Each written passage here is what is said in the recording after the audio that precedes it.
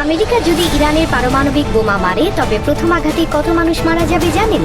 10 থেকে 15 কোটি মানুষ। কিন্তু না, তারা শুধু মরবে না, তারা বাষ্পীভূত হয়ে যাবে। হ্যাঁ, একদম বাষ্প। কল্পনা করুন, যদি এই বোমা তেহরানের উপর পড়ে, পুরো শহরটাই উবে যাবে এক মুহূর্তে। তেহরানের পাশের এলাকাগুলো, ইস্পাহান থেকে শুরু করে কাশান পর্যন্ত, সেখানে মানুষের চামড়া ঝরে পড়তে শুরু করবে।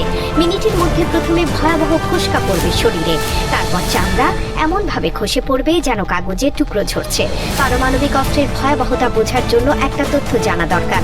যখন এই বোমা বিস্ফোরিত হয় তখন এর তাপমাত্রা সূর্যের পৃষ্ঠের তাপমাত্রার চেয়েও বেশি হয়। ভাবুন তো, সূর্যটা যদি সরাসরি আপনার মাথার উপর চলে আসে তখন কি হবে? আপনি কি করবেন? কোথায় পালাবেন? 10 থেকে 15 কোটি মানুষ তৎক্ষণাৎ মারা যাবে, বাকিরা হয়ে যাবে রেডিও অ্যাক্টিভ লাশ। যদি কোনোভাবে তারা বেঁচেও যায়, প্রায় 30 থেকে 40 কোটি মানুষ এমন অবস্থায় পৌঁছাবে যে তাদের সম্পর্কে বলা হয় জীবিতরা মৃতদের ঈর্ষা করবে। তারা চিৎকার করে বলবে, আমরা কেন মরিনি?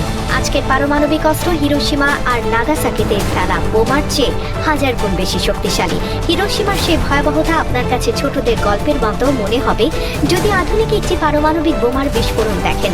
পারমাণবিক যুদ্ধ কখনো ধীরে ধীরে বাড়ে না। একবার শুরু হলে প্রতিটি পক্ষ তার সবচেয়ে বড় এবং সবচেয়ে ধ্বংসাত্মক অস্ত্রটি সবার আগে নিক্ষেপ করে, কারণ সবাই জানে শত্রু যদি বেঁচে যায় তাহলে সে ছাড়বে না, তাই প্রথম আঘাতেই শেষ করতে হবে।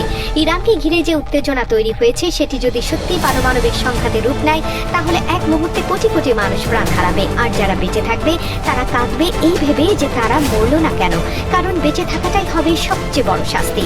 বিস্ফোরণের পর যে পরিমাণ ধোঁয়া আর তেজস্ক্রিয় ছাই আকাশে উঠবে তা পুরো অঞ্চলের আকাশকে ঢেকে দেবে। সূর্যের আলো আর মাটিতে পৌঁছাবে না। শুরু হবে নিউক্লিয়ার উইন্টার, এমন এক দীর্ঘ শীত যার শেষ নেই।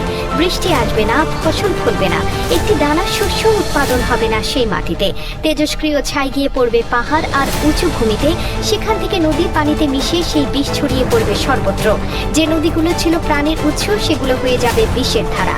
এক ফোঁটা পানিও পান করা যাবে না। পুরো অঞ্চল পরিণত হবে পারমাণবিক মরুভূমিতে, যেখানে কোনোদিন আর কিছু জন্মাবে না, কেউ বাস করতে পারবে না। আর এই তেজস্ক্রিয়তা শুধু যুদ্ধরত দেশগুলোতে সীমাবদ্ধ থাকবে না, বাতাসে ভেসে পুরো পৃথিবীকে গ্রাস করবে।